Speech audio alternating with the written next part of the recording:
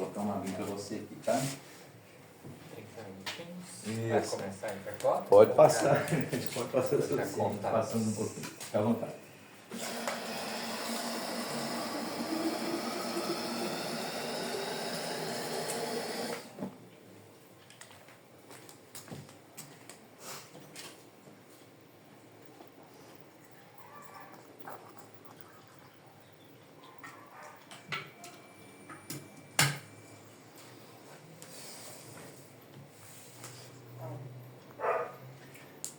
Boa noite a todos e a todas. Boa noite. É uma alegria estarmos aqui nesta noite. Eu espero que nesses minutos, ainda que breves, a gente possa construir um espaço de conexão com o mundo espiritual, que nos habilite a nos sentirmos cuidados por aqueles que nos acompanham nas atividades de hoje. Fico muito agradecido pelo voto de confiança e a gente espera aqui colaborar com algumas sementinhas de luz em torno das nossas necessidades espirituais, enquanto seres encarnados nessa jornada evolutiva. E eu separei duas passagens do Novo Testamento para a gente poder conversar a respeito delas. Uma mais no início da vida pública de Jesus e uma outra um pouco mais no final da vida pública dele. Duas passagens interessantes. Mas para tratarmos do quê? Qual a nossa intenção? Quando nós vamos olhar a vida diante da diversidade de provas a que nós estamos sujeitos, nós podemos reunir esses grupos de dificuldades em dois tipos principais. Nós temos provas que estão relacionadas à dor, dores de diversas ordens.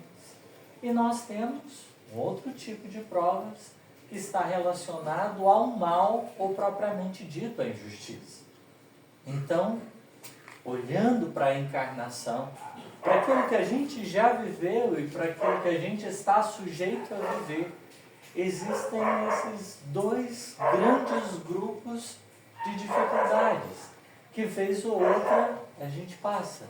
Há dores de toda espécie, tanto quanto, muitas vezes, o mal, a injustiça, pode bater à porta da nossa alma. E Jesus procurou trabalhar esses dois tipos de gênero de prova em várias passagens. Mas a gente escolheu duas passagens, uma para tratar sobre a dor e outra para tratar da injustiça. E é o que a gente gostaria de fazer aqui, examinar essas duas passagens. Porque a postura com que ele assumiu diante dessas dificuldades é talvez para nós uma referência. Porque, sobretudo, quando as dores chegam até a nossa alma, ou quando as injustiças marcam os nossos passos, normalmente algumas incógnitas, algumas perguntas começam a sobrar no mundo interior. A gente começa a querer entender o que fazer, como nos portarmos, o que esperarmos diante desses instantes. Então, a primeira passagem que a gente vai comentar, ela foi narrada no Evangelho de Marcos. E está dito o seguinte, logo no capítulo 3, do verso 35 a 41. Eu vou ler ela na íntegra e depois eu vou acentuar aquilo que a gente vai trabalhar e observar nela aqui. Vamos lá. Diz o evangelista Marcos o seguinte: ao cair da tarde deste dia, Jesus disse aos discípulos: vamos atravessar para outra margem do lago. Deixando a multidão para trás, entraram no barco, aonde ele já estava, e começaram a travessia, embora outros barcos o seguissem. Hoje a gente vai ter a participação especial dos cachorros, do início ao fim, né? Contemos com a inspiração bendita desses coraçõezinhos queridos. Mas logo se levantou um tão grande temporal com um vendaval, e eu não vou comemorar, porque daqui um tiquinho, tá vendo? Mas logo se levantou um tão grande temporal, com vendaval e ondas rebentando contra o barco, de que esse já estava cheio de água. Entretanto, Jesus dormia deitado na popa, com a cabeça numa almofada. Inquietos, acordaram-no gritando: Mestre, não te preocupa que estejamos quase a morrer? Ele, levantando-se, repreendeu o vento e disse ao mar: Aquieta-te. O vento parou e fez-se uma grande calma. E disse-lhes: Por que estavam com tanto medo? Ainda não têm fé? E tomados de grande espanto, perguntavam uns aos outros: Mas quem é este a quem o próprio vento e o mar obedecem? Então, essa é a primeira passagem que a gente precisa olhar para ela. Jesus entra num barco, os discípulos vêm logo em seguida, eles iriam ir para uma outra banda do mar da Galileia. Iriam atravessar ali alguns bons quilômetros. E no meio da travessia, um temporal vem à tona. Jesus está como? Dormindo. Então, isso para a gente é fundamental a gente se recordar. No meio da tempestade, Jesus está dormindo. Jesus está dormindo. Os discípulos desesperam-se e no meio do desespero eles resolvem acordar o Cristo para questioná-lo, né? Não importa você que a gente esteja quase morrendo, você não vai fazer nada para salvar-nos? O Cristo primeiro acalma a tempestade, primeiro serena o ambiente e depois ele dá uma bronca. Porque ele pergunta: por que estavam com tanto medo? Ó homens de pouca fé, né? E aí eles ficaram como que ali extasiados diante da autoridade com que ele administrou aquele instante difícil. Vai ter participação especial da Lara isso também. também. Tá tudo certo. Ela está tentando aí falar, né, alguma coisa do espiritual. É isso aí. É o melhor lugar para ela estar. Então, vejamos. Nós vamos tomar esta passagem como emblema para a gente avaliar como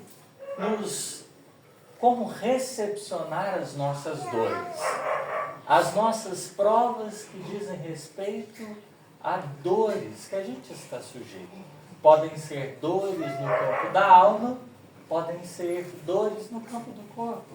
A gente pode pensar em desafios financeiros de toda ordem. Vejamos, a tempestade é, dentro dos quadros da natureza, um fato natural.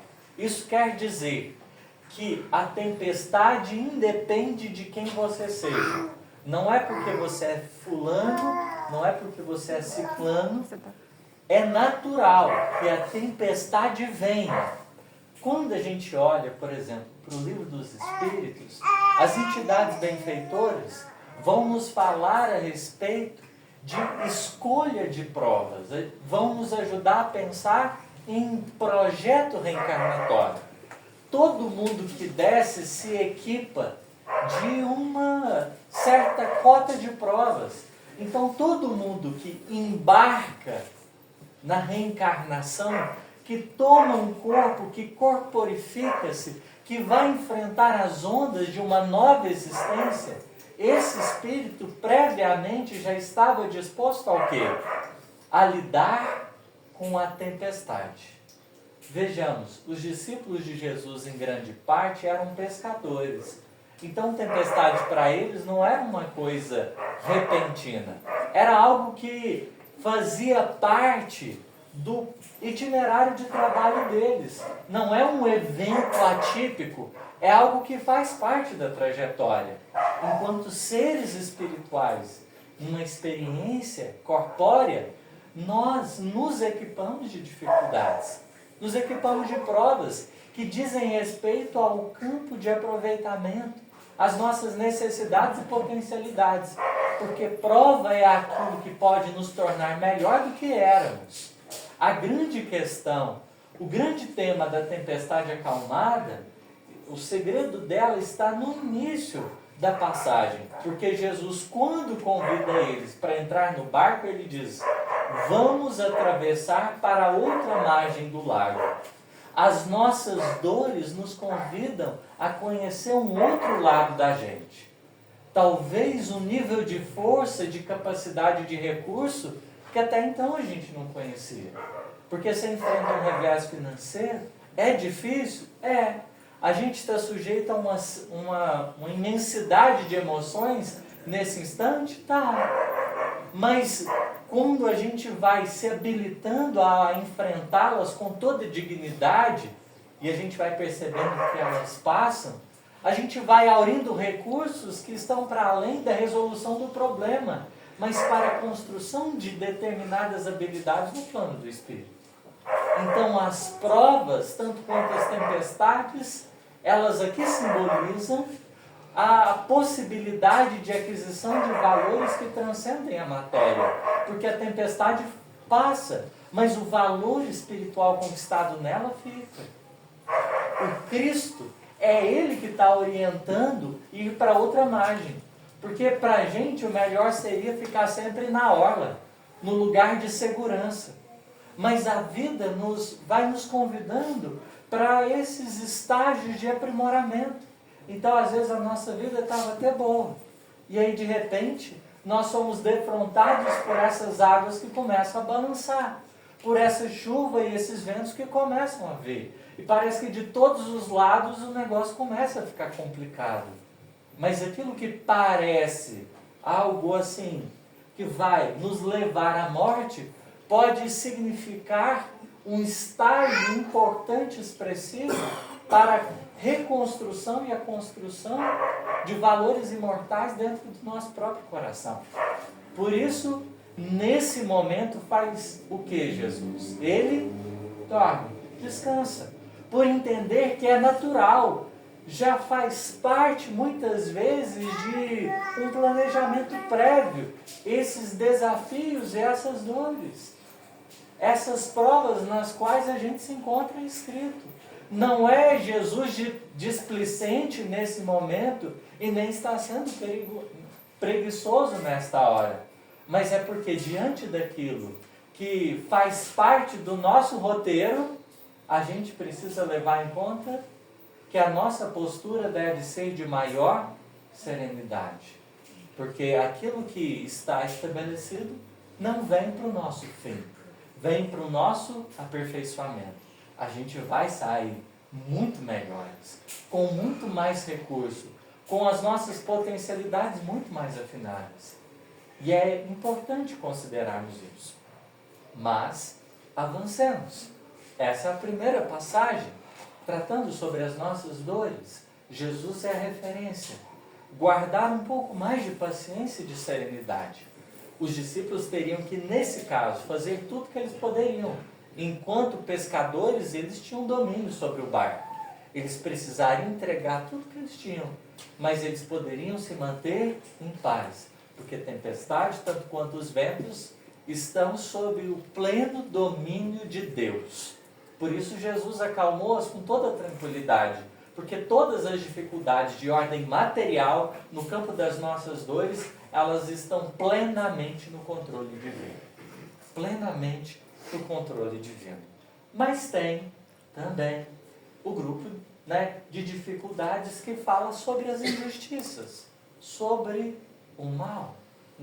E aí são aquelas, sobretudo, que afetam as nossas relações, porque se nesse primeiro momento pensamos aí naquilo que diz respeito mais à nossa postura, né, a nós mesmos, nesse segundo momento, nessa segunda passagem, a gente vai pensar, né, nesse campo de dificuldades que já falam nos relacionamentos. É um campo onde a gente tem menos controle das circunstâncias do que no primeiro momento. E a segunda passagem, ela está intitulada Jesus no Getsemane. E está também no Evangelho de Marcos e também no Evangelho de Mateus. Eu escolhi aqui para a gente o Evangelho de Mateus, capítulo 26. Vai dos versos 36 a 46. Vou ler aqui na íntegra e a gente vai ressaltar o que a gente vai buscar nesta passagem. Então chegou Jesus com eles a um lugar chamado Getsemane. Como eu havia afirmado no início, isso já fala de um momento final da existência do Cristo. Ele está se preparando daqui por diante para a crucificação. Ok. Então, ele vai chegar nesse lugar e vai dizer aos discípulos: assentai-vos aqui, enquanto vou além orar. E levando consigo Pedro e os 2 filhos de Zebedeu, começou a entristecer-se e angustiar-se muito. Então lhes disse: a minha alma está cheia de tristeza até a morte. Ficai aqui e vigiai comigo. E indo um pouco adiante, prostrou-se sobre o seu rosto, orando e dizendo: meu Pai, se é possível, passa de mim esse cálice. Todavia, não seja como eu quero, mas como tu queres. E voltando para os seus discípulos, achou-os adormecidos. E disse a Pedro: então, nem por 1 hora pudestes vigiar comigo? Vigiai e orai, para que não entreis em tentação. Na verdade, o espírito está pronto, mas a carne é fraca. E indo segunda vez, orou dizendo: meu Pai, se este cálice não pode passar de mim sem eu beber, faça-se a tua vontade. E voltando, achou-os outra vez adormecidos, porque os seus olhos estavam carregados. E deixando-os de novo, foi orar pela 3ª vez, dizendo as mesmas palavras. Então chegou junto dos seus discípulos e disse-lhes: dormi agora e repousai. Eis que é chegada a hora que o Filho do Homem será entregue nas mãos dos pecadores. Levantai-vos e partamos. Eis que é chegado o que me trai. Então, esse segundo trecho para a gente é interessante. Porque no primeiro trecho, os discípulos estavam acordados e Jesus estava dormindo. Mas nesse segundo trecho, Jesus está acordado. E quem está dormindo são os discípulos. Essa inversão para a gente é importante. É fundamental. Porque aqui tem um alerta. Jesus é sempre a referência. Tem horas que a gente pode descansar e confiar maximamente, né, que o negócio vai passar e vai estar bem mais tranquilo.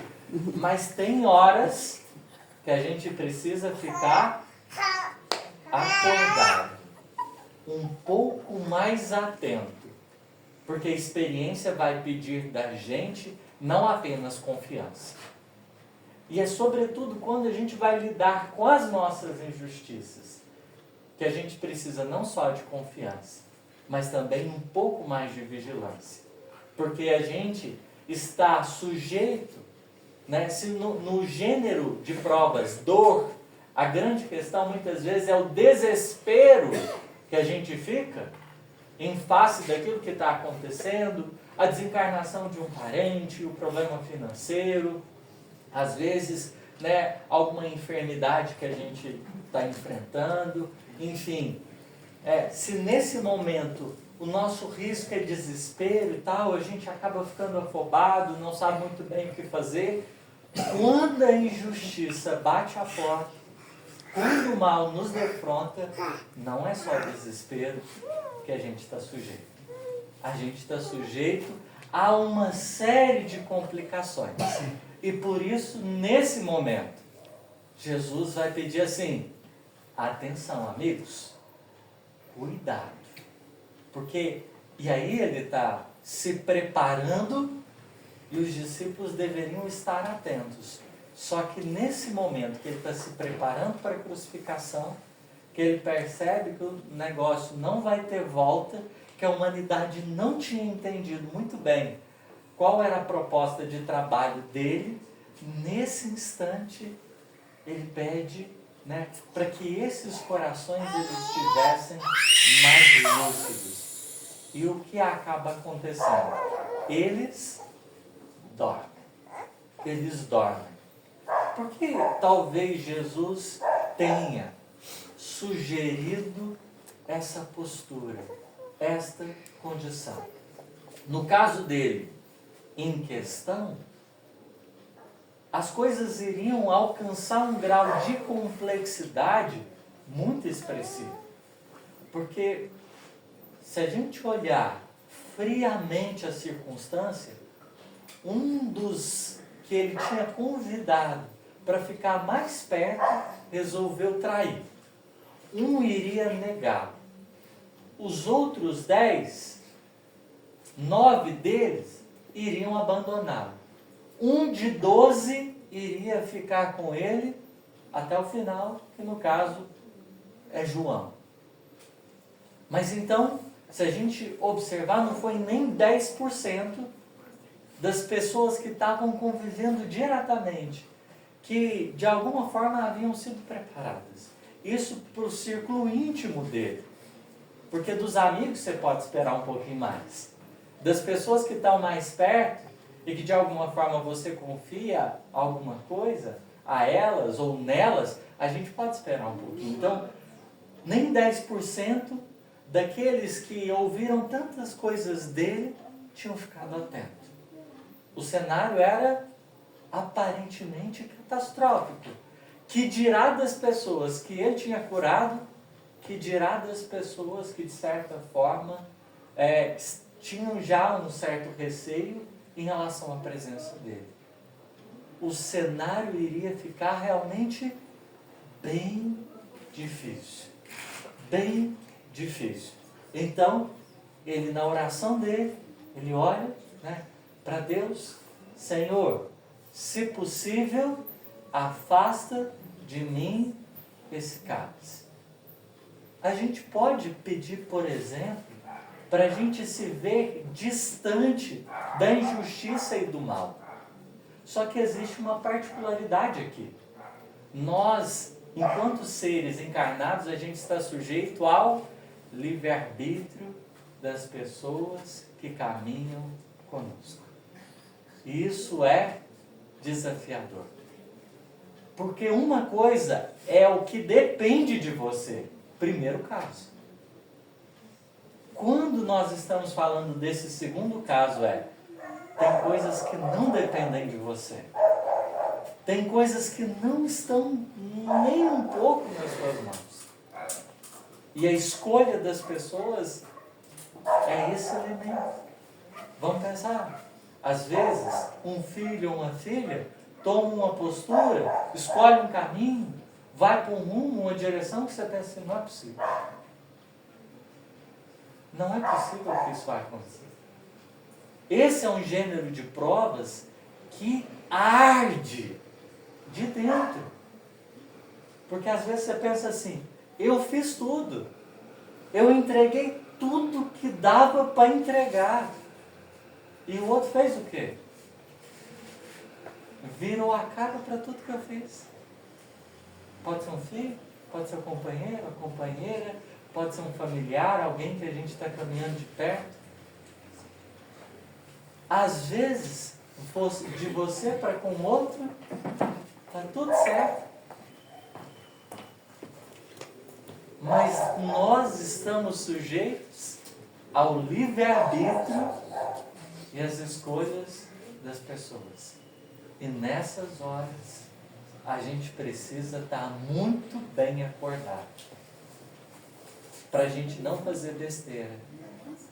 Porque o primeiro impacto, e o que vai acontecer, por exemplo, Simão Pedro, ele estava dormindo nesse momento que Jesus tinha convidado ele para orar, para ficar acordado.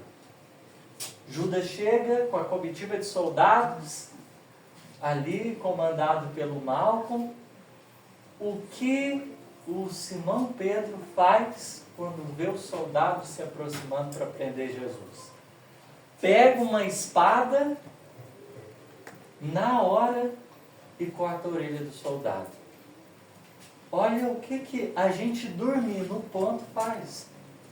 Porque se a gente percebe que a gente está para viver o clima da injustiça, a gente precisa andar um pouquinho mais preparado, um pouquinho mais vigilante, visto que nós ainda trazemos do nosso coração alguns sentimentos que são difíceis, são complicados, e que quando a gente menos espera, eles vêm à tona. Eles vêm à tona. Então, Jesus olha para o Simão Pedro e diz o quê? Embainha a tua espada, Pedro. Porque quem com ferro fere, com ferro será ferido. Em outras palavras, Pedro, pelo amor de Deus, não é assim que a gente vai resolver esse trem, esse negócio. Não faz uma coisa dessa, não. Porque, e aí que está a questão. Na hora que chega a injustiça, como é que a gente vai administrar? Na hora que chega esse dia, que o negócio desanda de vez, e que nós estamos sujeitos ao livre-arbítrio do outro, como que a gente vai se postar? Não adianta violência. Não adianta.